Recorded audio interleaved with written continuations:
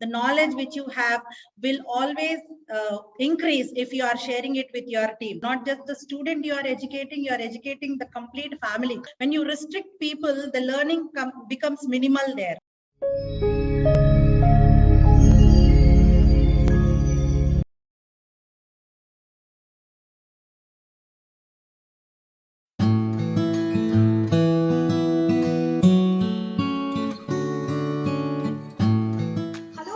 Warm welcome to Great Principles. I am Seema Choria. I bring to you another celebrated figure from the world of Indian academia.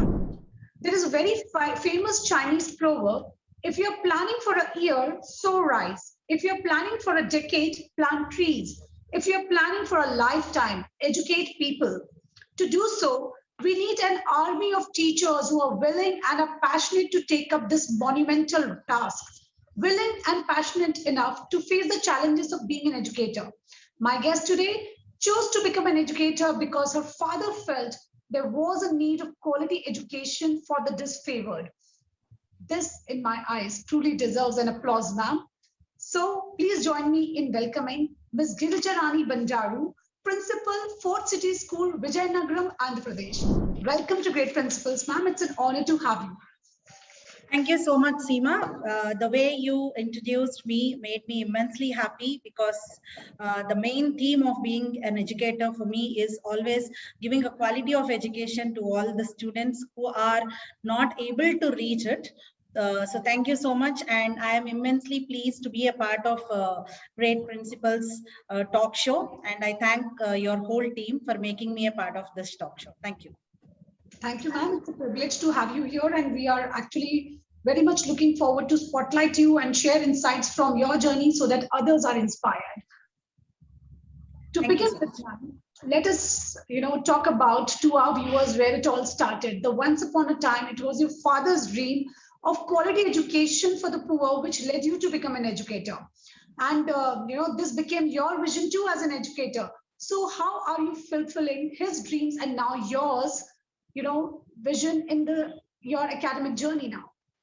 So to begin with, as you said, it was my father's thought in the first place to say, because he just overheard a poor rickshawala's conversation with another rickshawala saying that there was a new English medium school established in our locality where I would like to join my kids in that school, but the school fees is immensely high and I couldn't afford it, but I want my child to get that quality education. Those were the days when the English medium schools are emerging. They were no much this medium of education being focused, but that was a time when parents are getting inculcated with the knowledge of English, and my child also should speak English. That was in a complete booming at those days. So what happened is he just overheard and he and felt the feel for his child, that poor man is having for his child, to get that quality education and reach not to be like him in future.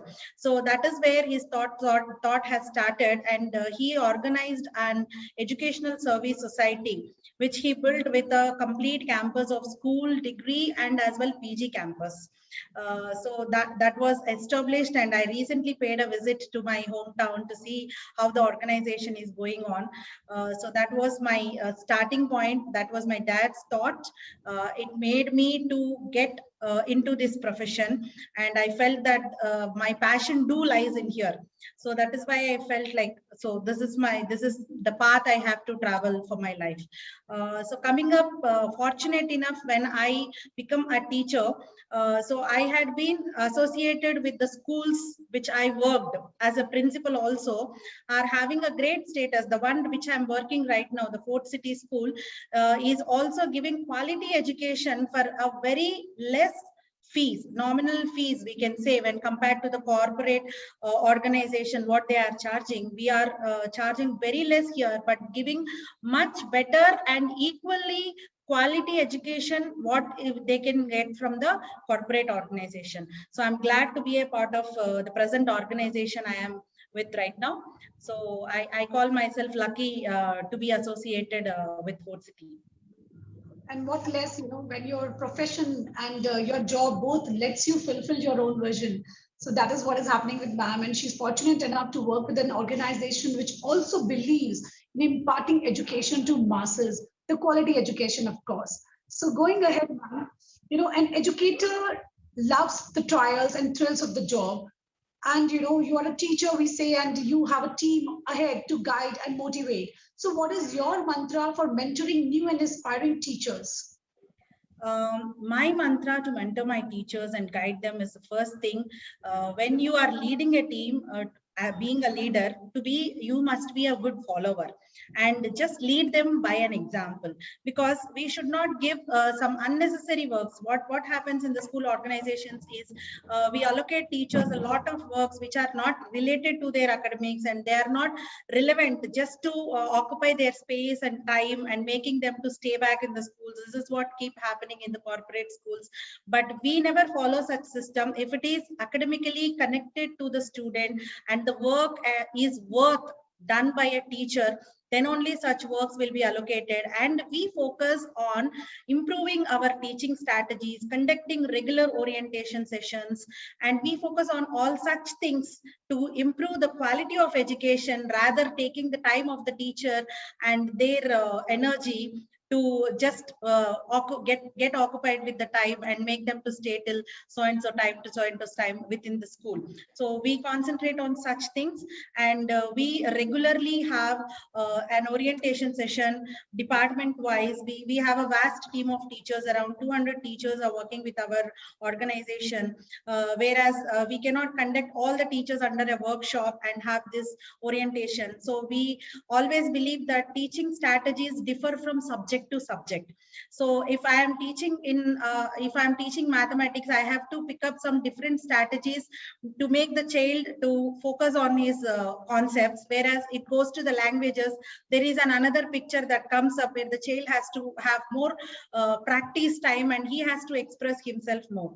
So when it comes to the science, the real life connectivity and application method to be taught during the conceptual explanation also. So we believe that departmental wise we conduct this orientation session, and our teachers are so sportive to build up that team spirit, feeling that it's, see, if I am having a skill, I am having a strategy that can be shared with my team, because it is always said the knowledge which you have will always increase if you are sharing it with your team, so it never goes down. So that is one more formula we follow to mentor our teachers, and I have fortunately got a very wonderful team who take up all these challenges that comes up. And as we all know, the pandemic have given a great setback, making all the teachers to come on to the screens, and we never had an opportunity of talking in front of cameras like this, but the pandemic has given so I motivated my teachers saying that, see, you're all getting an opportunity to become a celebrity. Only the celebrities have got opportunities to talk, but now you are all going to be the celebrities, and you are being watched by n number of people, not just the student you are educating the complete family, because the mama, papa, everyone in the house is listening to the classes, and they recollected their school days, and they are revising the topics what they have learned in the school. So I motivated my teachers, because at first what happened is the teachers felt little inconvenient of dealing in front of family, so they don't know mother is interrupting the class. All such things we came over only by practicing and inculcating the new teaching strategies within the online mode, and bringing up the new assessment system, because when the child is at home, you are not correcting their books, they are not giving a grade to them, but how to assess them. So building the communication skill and making a child to talk in front of camera also made us to bring up with a new assessment skill. So we asked children to submit a 1-minute video on the concept. That is what is going to be their submission. That is it. That is the test we are going to conduct. And based on this, that only we have graded our students, and we followed all the activities also during the pandemic of the academic session. That is that I call it as a great success. It happened only just because of my team. The complete credit goes to them. Certainly, ma'am. when you work with your team and when the leader believes in team spirit and becomes a part of the team, that is when, nothing is impossible today. And I love the point where you said, lead by example. When you create an example of following some certain things, the automatically teams follows that. So like a true leader, ma'am is mentoring her team, she's guiding them, she's being a part of it. And when it comes to learn from the team, she's open to that also. So this is what is needed when you are into leadership. School leadership is very difficult because it is, you are the leader of people, you're a people's person, and every person has some different psyche. So, ensuring that everyone's emotional well-being is there and they are all in the happy state of working is certainly a huge task which ma'am is doing wonderfully. So ma'am, you are a true leader who believes in empowering your team. On this note, we move to the next questions of ours. So ma'am, the hard work you do every day is usually appreciated and recognized. And by the, there are many ways these days. You get awards, you get appreciated, you get recognitions, but it is not always also. Like just pandemic teachers rose out as an unsung heroes, though many of us fails to recognize these efforts. That everyone is talking about such other community helpers, but we forgot teachers somewhere. So I would like to know from you, do you remember an incident that made you feel proud as an educator? To come up with these awards and recognitions, I won't name an award which is given by an institution or by an organization that makes me proud, because a child, if he is thinking about you as his mentor and he feels he gets a smile on his face by getting your name. So that is what is the greatest award we can receive. And coming up with the recognition, when we are working with our teams, when our team members think about us, so and so madam, she used to guide us in such a way, with giving a free hand, because when you restrict people, the learning becomes minimal there. Because when you give a free hand, giving some guidelines what to do and how to go ahead with the things, then it gives a free hand as well. Everyone will take their own responsibility of the decisions, and they go ahead, and whatever they do also, it gives immense satisfaction to them, because this has been done with my idea and it is being reflected to everyone. So that gives a great effort. So I have got a lot of such situations and memories in my journey of this 14 years around. So coming up with one or two situations, we used to have a child in our school that he is little underachiever, whereas we should not call them, we can call them as a progressive student. He is just a progressive student. So what happened is, his parents has instructed him, saying that my child will not remember anything, he will forget everything, he is very poor, he cannot learn. And the same has been told to the teachers, and they started telling to the child, see, you don't remember everything, so you have to remember. So you don't remember everything, so you have to work hard. So you can't write anything in the examination, so you need to study more. So this has shown a lot of impact on the child psychology, feeling that, so everyone is telling that I can't do, then why should I do? He became so stable, and he is like, he is not reacting to anything, and he is not taking anything serious. Anyhow, I will not remember anything, anyhow I will not write anything in the examination. So what is that? Then I took the child personally to my cabin, and I spoke to him. Then he said, ma'am, actually my mother and father told I can't remember anything, and my teachers told I can't write anything. So he stick to that point, that I can't remember anything, I can't write anything, so there is nothing I have to put my efforts and work for. Then I spoke to the child and I told, okay, sure, I will be giving you a small exercise from today.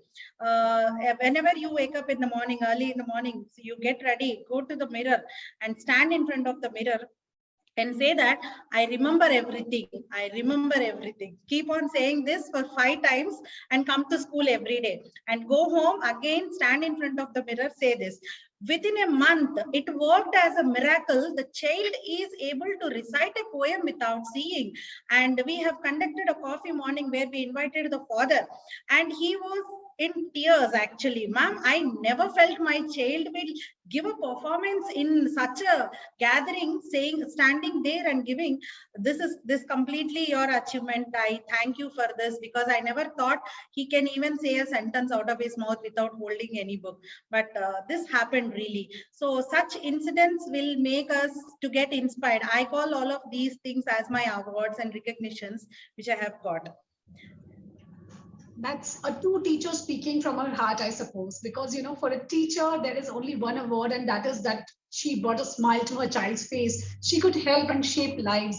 So that is what ma'am is. She's a true teacher, and ma'am brought in a very important message today that we all need to set forth positive affirmations for our children. A child's mind, when you say always you can't, you cannot, you are not good for anything, these things takes a place deep in his mind, and it affects all his abilities. So positive affirmations is something which we all need to have with our children daily. As ma'am said, just practice this, I remember everything, and see the change was there.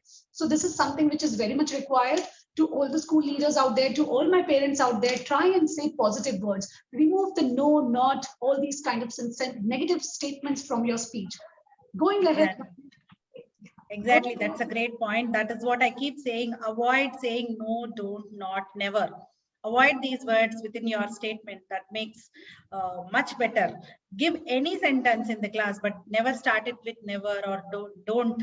All such words to be avoided while making any statements. Yes. Certainly, ma'am. This negative impact is very dangerous, and it sets deep in the mind of the child. So we all need to be very, very careful as educators, as parents, because when it's a joint effort of the parents and the educators which shapes the child. So on this lovely, wonderful note that we will not use no, never, these kinds of words ever, we move to our next question, which is, ma'am, you had a virtuous father whose dream was to educate to those who are disfavored, and you carry on to fulfill it. And in this path, I'm sure there may not be always highs, there might be lows also, where you would have looked up someone to mentor you, to guide you, to help you. So who is your mentor you look forward for your advices and motivation? During my journey, I had been with different organizations. I worked for corporate schools here and there. And I would call the best period of my journey is being a teacher in Kendriya Vidyalayas. I was just an ad hoc teacher over there. But, the recognition I have got and the opportunity I have come across there are immensely very precious to me, that they made me to learn the work. So those are the years where I got very much inspired to be an administrator, because my principal over there was Mr. Krishnamurthy sir. He was the one who recognized, and I used to deal only 10th class over there. And being an ad hoc teacher, there is a custom that they will not be giving the class teacherships of the 10th class or so. And fortunate enough, I could call that year there were permanent teachers, and I could be able to attend some of the workshops which are being conducted on the new policy which has come up in the Kendriya Vidyalayas at those years. And I came back as a resource person to teach all the teachers who are available in the KV. So that gave me great exposure to the teaching community, and I felt myself more confident, and I felt I can mentor the teachers also. So not just the students I can teach at my PR team also. So that is where I have seen a new person in me, and I came out from there, and he is the one who said, "Mom, you have a long way to go," because the way I used to deal the grade 10, the grade 10 of those days are so mischievous in the complete Vidyalaya. So, but I handled them very well. All those students, some of the students even say that they have been so inspired of me, and they are some of the students who are preparing for the IAS and IPS right now, getting trained in Delhi.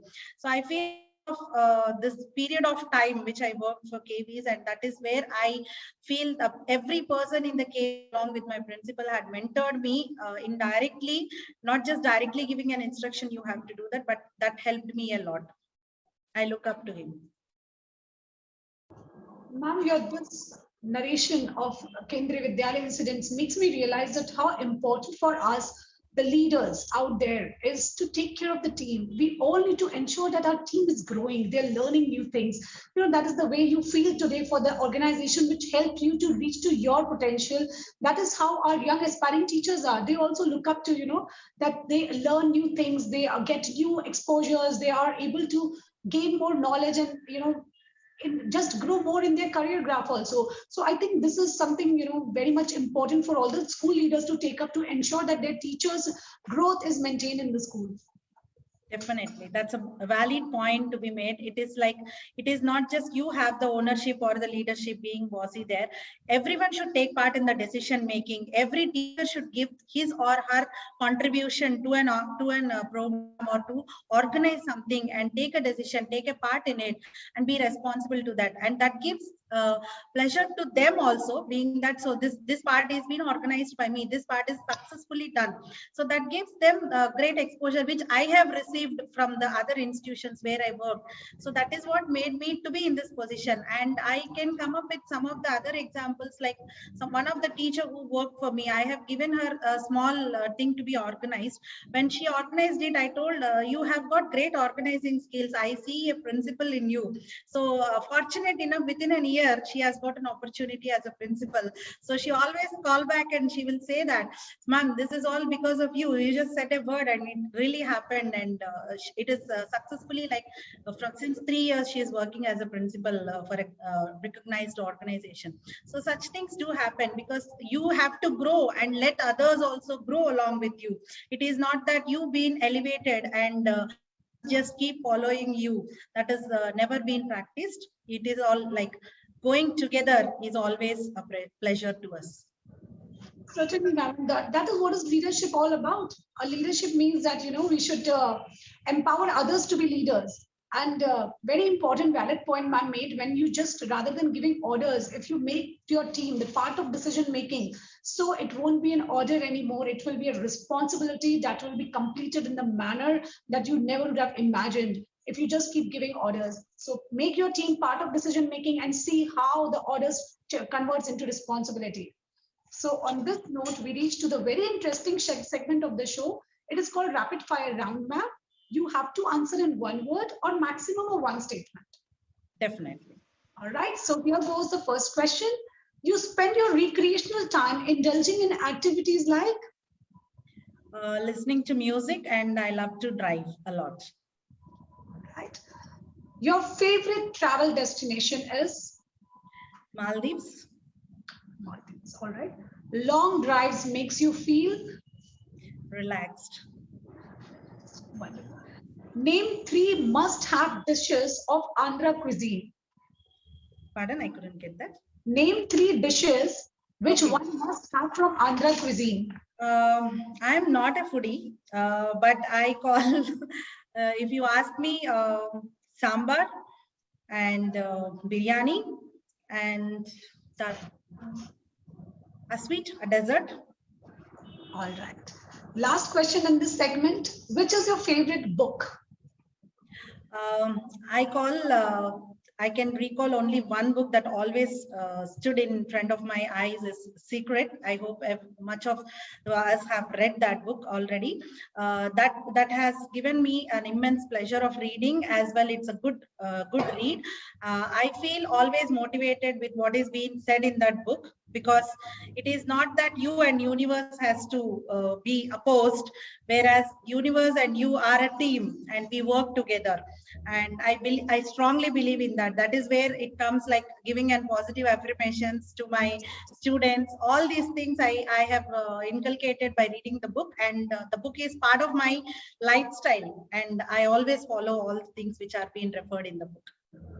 Amazing. And this book truly works. To all my dear viewers, go ahead, try it out. It really works, because when you are going ahead with a positive outlook, there is no one who is going to hold you back. So it's you who can help yourself and no one else is going to help you. So start this change with you. This is a wonderful book. Give it a read and try to apply it in your daily life. As man can see the change, I'm sure each one of us, and even I have tried it myself, it really works. So this is a magical book, which actually has no magic, but that just unveils the magic within your own selves. So a wonderful read, and it was great to know you in this segment, ma'am. This brings to me to the last question of the show, which is called Viewers' Choice Questions. And this is a question which I have picked for you. So today's schooling is considered to be more of commercial setup with too much stress on international references and learning. So name a few reforms that are necessary to put a curb on commercialization of education. Definitely. Thank you for giving such a wonderful question to me, first of all. I feel that the awareness should begin from the parents' community, because when a parent is coming and looking forward from a school, what they are seeing is my child should be educated well.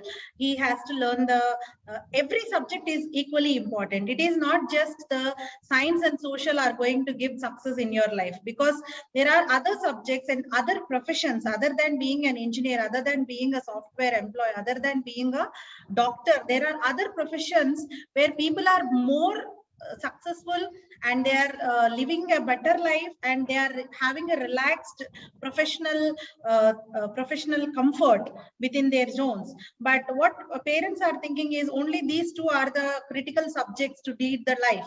So this ideology of the parents has to be changed, and the holistic education has to be practiced more in the schools, saying that we see a lot of private organizations and the commercial organizations which are coming up. They bring up different names to the curriculums they inculcate in the school, and they say that this is an integrated curriculum. What are they integrating? There is a state curriculum, there is a CBSE curriculum, there is an international curriculum. Other than these parts, what are you integrating into things? If you take thing, will it be a good thing to be practiced to the students? Because every curriculum we have got, either it is an international curriculum, IGCSE or IB, or you're taking up a national curriculum, ICSE or CBSE. They are a complete picture within them. So you need not bring the piece of this picture and attach it to the other picture and give a beautiful picture to the students. That is what the most of the commercial schools which are coming up are trying to give a different look to the parents, and it is purely cheating the parents, saying that we are doing more than what to be done. There is nothing to be done more actually. If you practice the holistic education, taking any board, so that will make a child to learn. And coming up, the inclusive education has to be practiced, not letting a last bench child also to be left without learning. That is more important. It is not part with what curriculum you are following, what methods you are following, what kind of competency education you are giving it to your child is more important than what curriculum. Textbook will not make any difference, but the method and the teaching strategies will only make difference in learning policies of the child. Because if the child could learn the concept and he knows where to apply the concept in the real life, then he has really got educated. If he is just learning the concept and I never know where to use it in my real life, it will just stays in the book, and the bookish knowledge will never help to resolve the problems in the real life. Because in the life, there will be no syllabus, no revision, and no examination. Directly you will put forward for the examination, you will be tested, and once you get to tested, you have to resolve your issues and you have to spontaneously come up with some solution. So that is where the critical thinking plays a major role, where a child has to make his own decisions and he has to resolve his own problems. Right now, children are lacking, some of the children, not everyone, children are lacking with the self-confidence in them, and for a small disappointment, they're feeling that they have lost everything. Nothing. Every failure is a stepping stone to the success. This is already a very well-known proverb we have got decades and decades back. But where we are practicing it in the real life is more important. So every failure is just a reference that we have to learn for our success. So take it and learn from it and never do that again. So that is what I think. The ideology of the parents must change. The way the society is considering must change. See, education has also become a business, where a customer is asking and the education institutions and the commercial institutions are delivering that product. So when the customers are being changed, their ideology is changed, their necessities and needs are changed, then obviously the commercialization will be faded away, whereas Really, the true education and the holistic education comes into the picture, where it can serve and make the better citizens for our future nation. Brilliantly answered, I suppose, just Thank you. amazing answer, ma'am. You very nicely you have put up that it's not about the boards. All boards are equally good. They all are equally standardized. It's about how the content is delivered. Education is not that you just give the academic guidance. It's about the application of the learning. And this is where the education creates meaning, when the child becomes a cognitive critical thinker. So that is what is required. So to all my dear parents, as ma'am explained, don't be lured by the commercialization, what market is bringing. It's not some sort of mall which is presented. It's a school, and school's ultimate aim is to educate the child. And if school is doing that, you need not look up for any other thing. Your child should be holistically developed, and that is what is needed. Wonderful. I love the answer to the core. This was really very insightful, ma'am. And the entire session I enjoyed throughout. There are a lot of things that we learned today, and the major learning which I am taking back from your journey is that the only person that I should try to be better than is the what I was yesterday. So that is the mantra which I have learned from ma'am journey, and I think each one of you should practice to be better than yourself that you were yesterday. So wonderful session, ma'am. We thoroughly enjoyed. Thank you for giving us time, and we feel privileged and blessed to have an opportunity to hear you today. Thank you so much. Thank you.